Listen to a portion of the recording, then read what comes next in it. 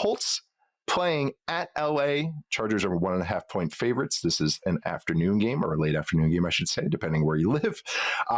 Colts, one of the best offenses in the NFL, maybe the best, depending on what you're looking at, going against a Chargers defense that, can be gettable, has been gettable recently, especially in certain ways. You got a Chargers offense that's Justin Herbert, some good receivers, a battered offensive line, insert name here at running back, going against a Colts defense that has insert name playing quarterback here going on for this team. So interesting matchups on both sides of the ball. You got some strengths, you got some glaring weaknesses, you got some question marks, but we're going to start with when the Colts have the ball with that explosive offense going against this Chargers defense. Charles, what are you focusing on this side of the ball?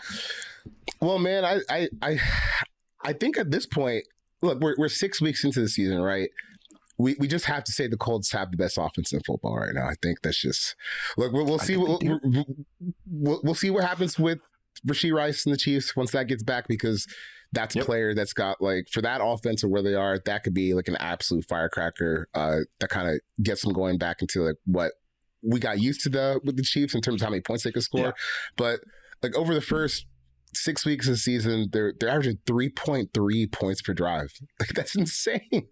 That's insane. Like that would be, it would be the highest mark since 2004 for sure.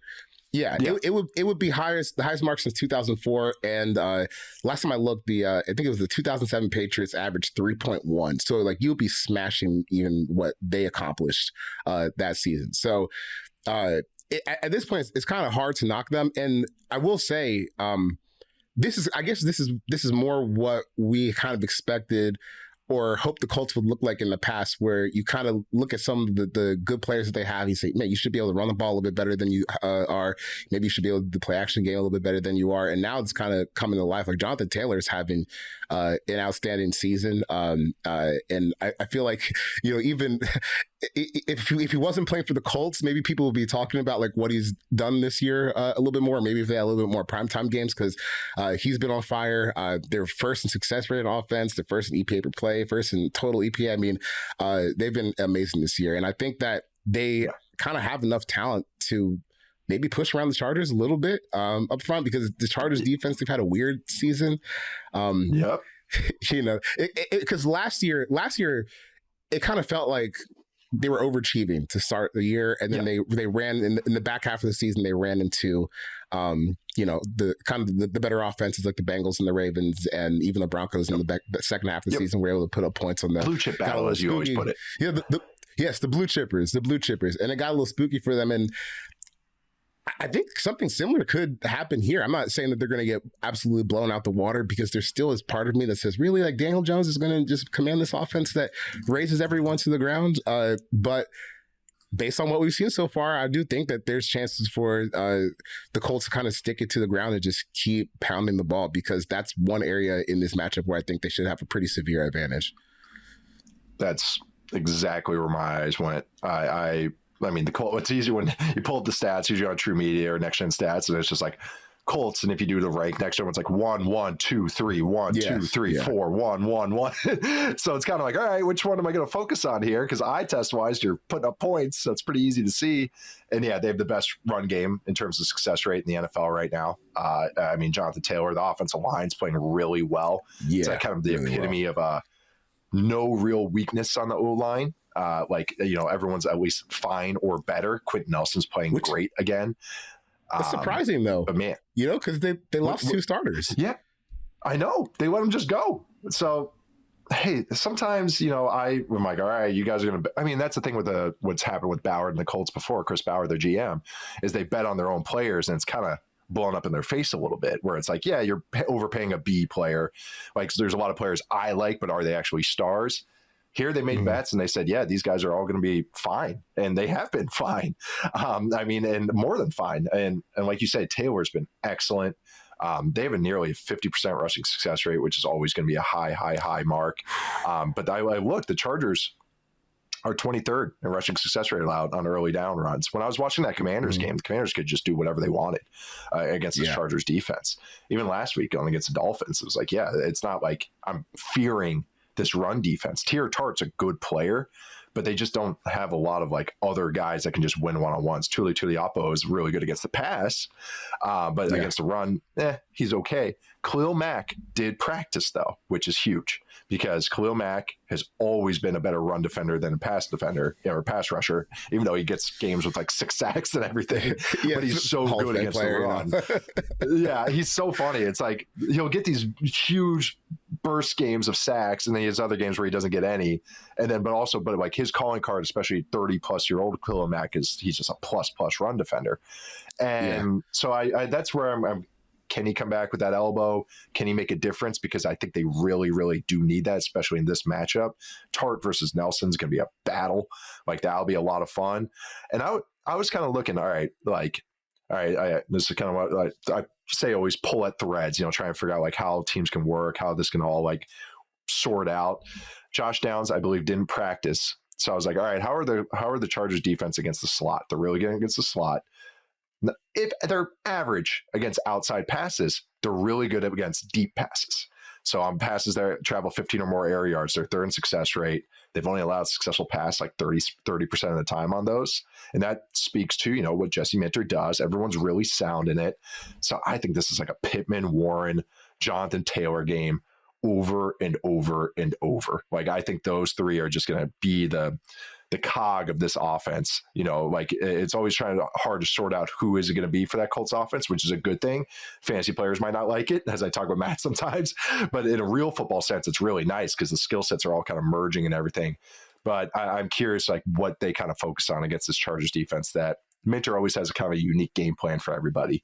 And kind of, it's fun. It's a good mind battle here, even though I think the Colts have some natural advantages, but Minter will throw something out there. Maybe try and get Jones on the 1 or 2 picks. He's been so good taking care of the ball, like just overall, not taking sacks, not really putting the ball in harm's way outside the Rams game, which caught him a couple times. But other than that, I can't go like this is luck. Not that we've been saying that. Me, you, and Matt have all just been like, no, this is real. This is a top 5 offense pretty easily now. Top 8. I don't understand it, but it's real. I don't get what's going on here, but it's real. The sound. The players are playing well. It's like, all right, I'm not going to like be an idiot about this. What's funny though? What I was thinking about the other day was, during before the offseason, or not before the offseason, during the offseason, one of the big criticisms of the Colts plans at quarterback was, okay, like, let's say Daniel Jones plays solid. Were you going to pay him? Well, yeah, I guess so. Yeah, we're going to pay him. I guess so. Yeah, I guess we're going to pay him. if we can do this, yeah, we're absolutely going to pay him. So I'm really interested to see where they fall contract wise after the season, because he might be able to run their pockets. Yes, he could. That is a bet he made on himself, and a bet that he is cashing in. He's going to turn that $16 million maybe into 60. But that also makes Anthony Richardson trade market interesting. Kevin O'Connell's always lurking. But no, I'm again, these are 2 great minds, Minter, Steichen. I'm really excited to see what they kind of come up with. I'm curious where the Colts do go with the ball when they do pass it. It's going to come down to, I think, a lot of Chargers tackling, which they are pretty good at, pretty good tackling team, but Colts have been able to churn no matter who they're playing against. So really fun battle over on this side of the ball. On the other side, one last thing on the Colts Chargers games. If Indianapolis is able to like establish a lead, like in the first half going into halftime, that like legit could be the end of the game. Because in the second half this season, the Colts have a 55% success rate on rushing attempts, and the Chargers are giving up a 51% success rate on rushing attempts. So if they the Chargers stats in the second half of games this season, Chargers defense, their stats just kind of fall off a cliff. So if it gets to the point where we can do some leaning, might be over pretty quick. Oh, that's a great stat. And that makes sense, like, because the strength of this defense is how sound the coverage is and just how tight they make it. And they're betting that offenses can't be right over and over again. That's just their bet. They know they don't have the best, horses everywhere. Right. So that's a great stat because that shows kind of like opening game plan, and maybe just like, hey, over time they lose the blue chip battle, as you always put it too. So no, that's a really good stat. That's how it feels like too. It feels like you can poke them as games go along. If the offense can handle it, anyways. They still should have won that game against the Giants. Still say that one of the weirder games that we'll look back on. Other side of the ball. Chargers offense, Colts defense. I'm pretty simplistic here.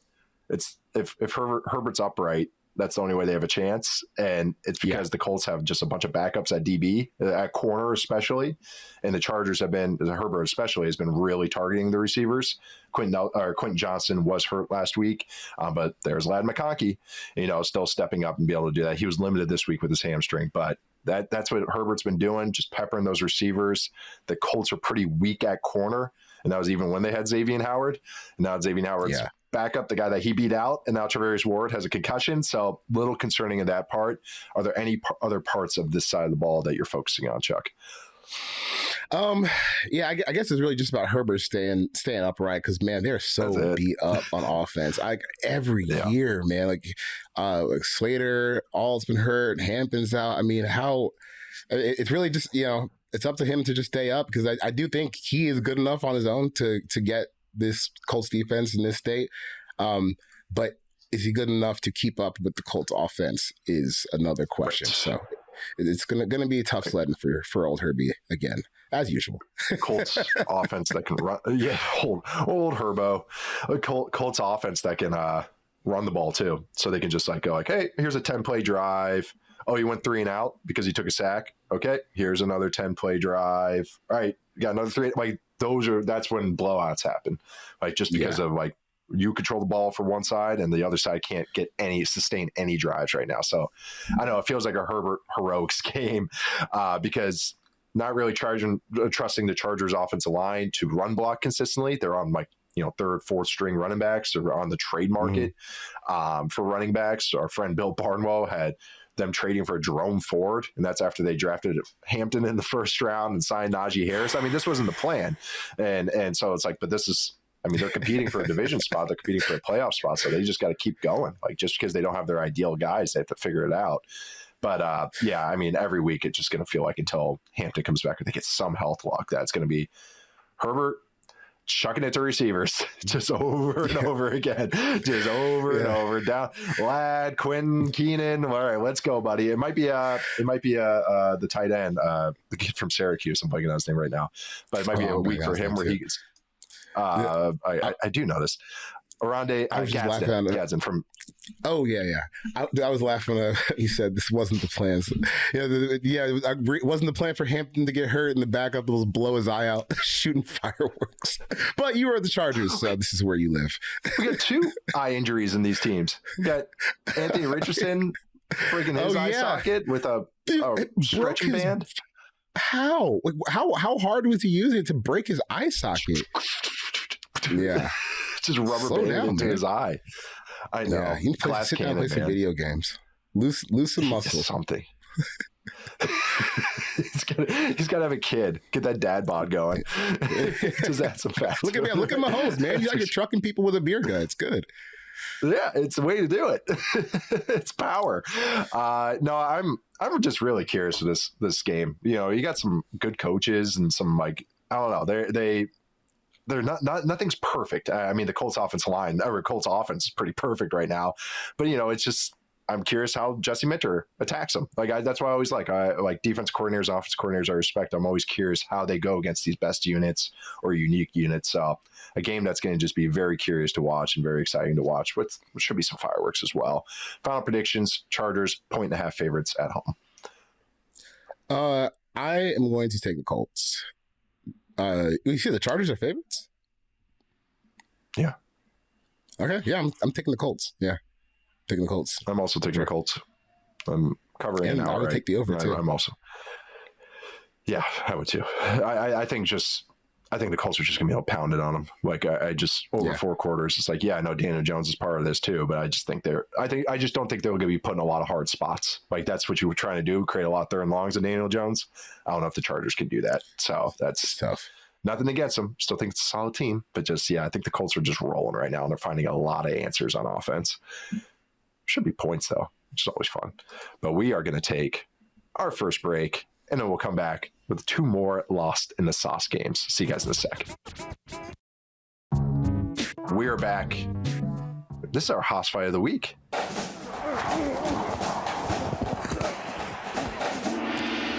Giants at Broncos. Broncos are 7-point favorites, and you threw this one in here, Charles, which I was actually happy to talk about because I have some Giants O-line stats. Broncos O-line, missing Ben Powers, but going against the Giants defensive line, really frisky defensive line, really talented. Abdul Carter, to me, is the defensive rookie of the year so far, even if he hasn't racked up the sacks. Going against, and you got Dexter Lawrence, of course, Brian Burns. Brian Burns might be a friggin' top 5 defensive player of the year candidate by the end of the year.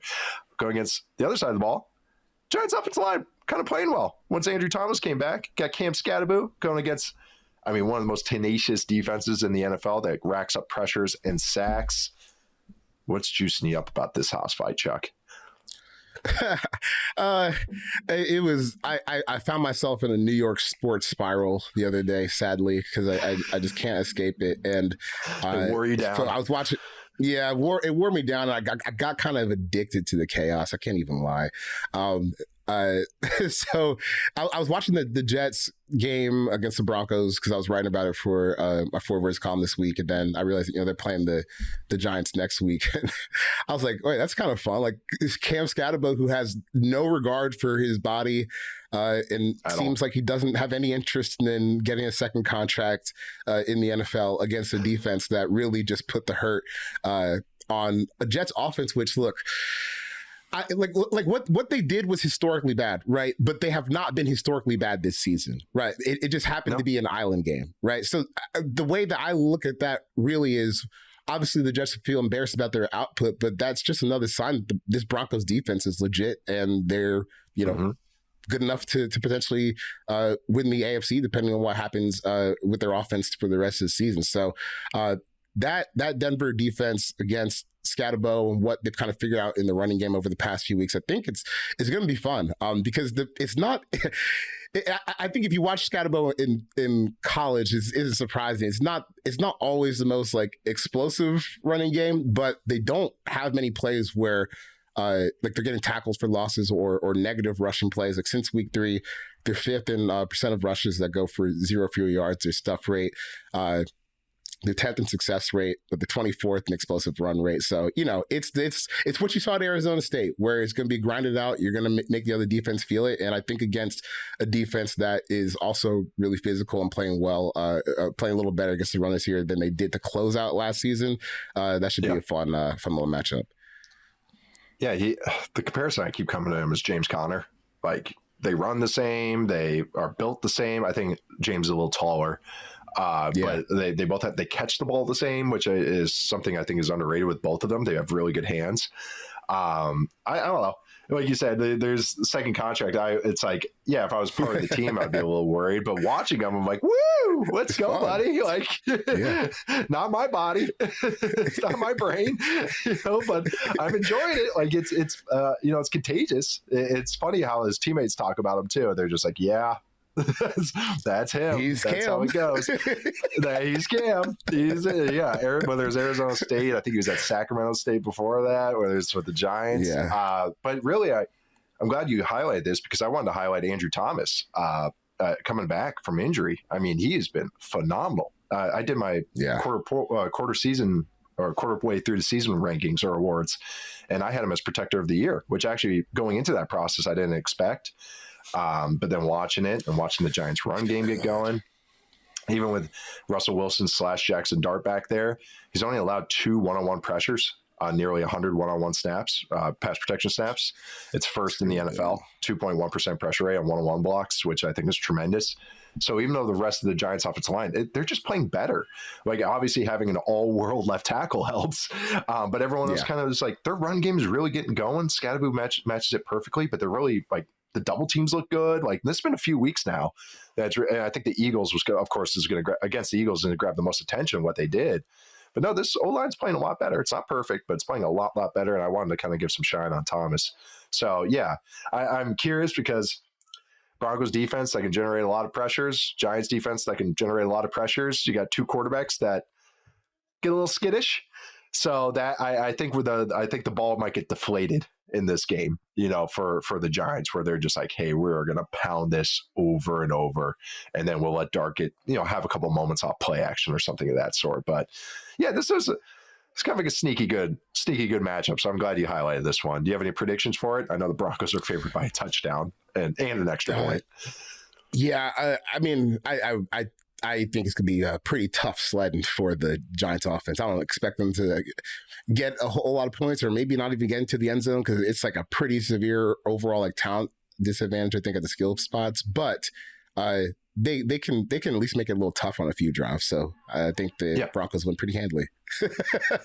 Because that's what I'm saying. I think the Broncos win pretty handily. Yeah, they can muck it up for a little bit. I also was like, passing and wise, man, with no neighbors. I mean, you got PS2 and those Broncos DBs going against these Giants receivers. It's like, who's going to win against man? You know, so it's that you got that. I think passing the ball is going to be pretty tough, even in the thin air at Mile High. I'm also going with the Broncos. I think they cover too. It's just that's a tough. I know they got the mini bye and everything, but just a tough matchup going all the way to Denver against a defense that's just feeling it right now. But I like that one. Good